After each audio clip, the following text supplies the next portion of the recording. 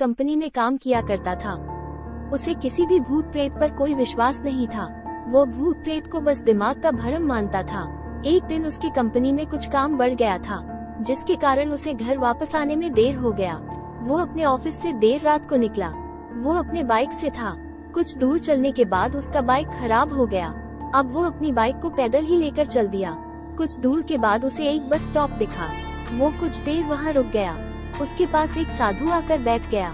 साधु अपने पास एक बीड़ी रखा हुआ था। वो अजीब तरीके से उसे पी रहा था। उस लड़के की एक आदत थी कि वो किसी से भी बात करना शुरू कर देता था। वो इस साधु से भी बात करने लगा।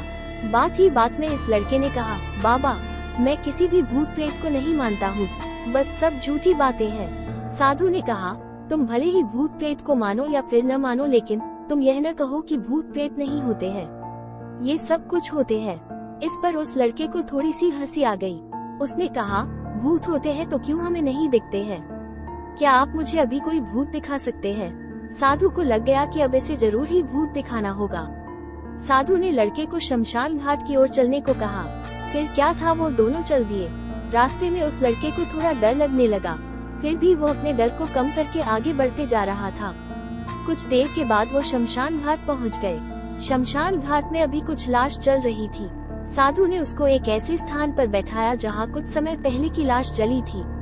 साधु ने जमीन में एक लोहे का कील गाड़ दिया। उसमें एक सफेद धागा बांध दिया। इस धागे का अंतिम डोर उस लड़के को पकड़ने को कहा। अब उस लड़के को हद से ज्यादा डर लग रहा था। उसकी सांस तेज हो रही थी। इसके साथ ही उसके हाथ पैर भी कांप रहे थे। फिर भी उसने धागे को पकड़ लिया। साधु ने कुछ बतासा को 4 जगह पर रख दिया। सारे बतासे उस धागे के पास ही एक लाइन में रखे हुए थे। उसके बाद साधु ने लड़के को सावधान किया, अभी कुछ आत्मा इसको खाने को आएगी। जब तक वो इसको खाकर चले न जाए तब तक तुम अपने हाथ के धागे को मत छोड़ना। यदि तुम ऐसा करते हो तो तुम्हें नुकसान हो सकता है। फिर साधु ने मंत्र पढ़ना शुरू कर दिया। फिर कुछ देर के बाद ही आंख खोलने को कहा। जब उस लड़के ने आंख खोला तो वो जो देख रहा था, उसे उसके ऊपर विश्वास ही नहीं हो रहा था। वास्तव में वहाँ 4 आत्मा थी जो कि बतासे को खा रही थी। लेकिन जब उसने ये देखा कि उसके पड़ोस में रहने वाले व्यक्ति की आत्मा भी वहाँ है, जो कि कुछ दिन पहले ही मर गए थे, तो उसके हाथ से धागा छूट गया। अब वहाँ पर वो साधु भी नहीं था। वो लड़का तेजी से शमशान घाट से अपने घर की ओर भागने लगा। जब वो अपने घर की ओर जा रहा था तो उसे पीछे से कोई उसका नाम लेकर बुला रहा था।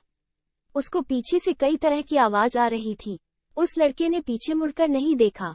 अपने घर जाने के बाद उसने ये सब कुछ अपने माता पिता से बताया। फिर वो अपने कमरे में सो गया। अगले दिन उसकी आंख उसी शमशान घाट में खुली और उसी स्थान पर जहाँ पर उसने आत्मा को देखा हुआ था। इसके बाद वह दिमागी तौर पर बीमार रहने लगा। अगर आपको ये कहानी पसंद आती है तो लाइक और सब्सक्राइब जरूर करें।